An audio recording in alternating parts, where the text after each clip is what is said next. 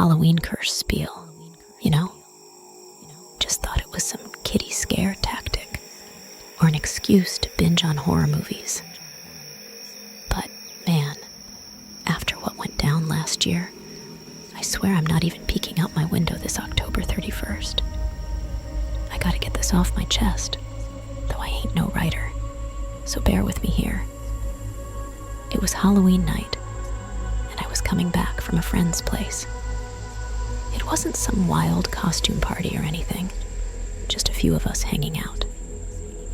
I didn't bother dressing up, figured I was too old for that stuff. My phone was clinging to like 5% battery because I'd been lazy about charging it. But I thought, no biggie, I'll be home soon. Stupid, right? Halfway through the drive, my car starts coughing like it's choking. I glanced at the dashboard, and that gas light is glaring at me, all angry like. I mentally kicked myself for not checking earlier, but that didn't help much when the car gave one last shudder and just died, right there in the boonies. Great. Middle of nowhere, practically no cars passing by, and to top it off, my phone decides that's the perfect time to kick the bucket too. So there I was, alone, and more than a little freaked, just staring down the road and hoping for a miracle. That's when I saw them, headlights. They were coming up behind me, and I'm so relieved, I almost cried. The car pulled up, and I saw it was my neighbor, the one I quietly nicknamed Creepy Mr. H because of the vibes he gave off. But beggars can't be choosers, right? He rolled down his window and offered me a lift.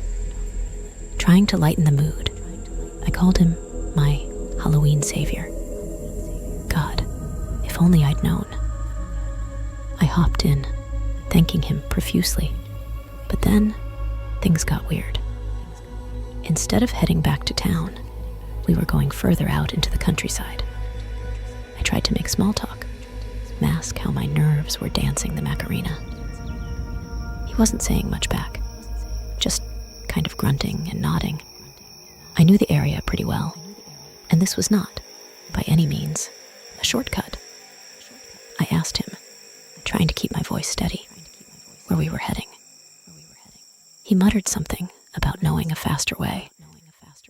Alarm bells were ringing in my head so loud, I'm surprised he couldn't hear them. We drove for what felt like forever before pulling up to this shack. It looked like it hadn't seen life in a good decade. All dilapidated and forgotten, swallowed by overgrown weeds. My heart was trying to beat its way out of my chest at this point.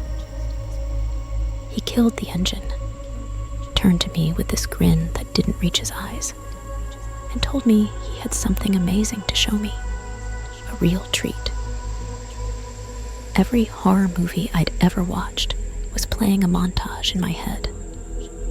I was weighing my options, wondering if I could make a run for it. My voice was calm, though I felt anything but. I made some excuse about my boyfriend expecting me back any minute, hoping he'd buy it. He didn't. Instead, he got all serious, insisting it would only take a minute. But it was the way he looked at me, like a cat cornering a mouse. I knew I had to bolt. I waited for him to start towards the shack, pretending like I was following. The moment he looked away, I turned and sprinted as if the devil himself was on my heels. I didn't know where I was going, just away from Mr. H and his treat. After what felt like an eternity, I saw lights, a gas station, civilization. I stumbled in, a complete mess, and they called the cops. The aftermath was a blur of statements, questions, and what felt like a gallon of coffee. Turned out, Mr. H had a sheet of complaints and allegations a mile long in other states. The authorities found some disturbing stuff in that shack. They kept the details on the down low, but from what they let slip, I gathered I was lucky to get out of there. So, Now I'm in a new apartment, a new town, living with new rules. Rule 1, always charge my damn phone. Rule 2, don't ignore the gaslight. And Rule 3, never, ever accept rides from neighbors on Halloween, especially the creepy ones. No more Halloween saviors for me, thanks.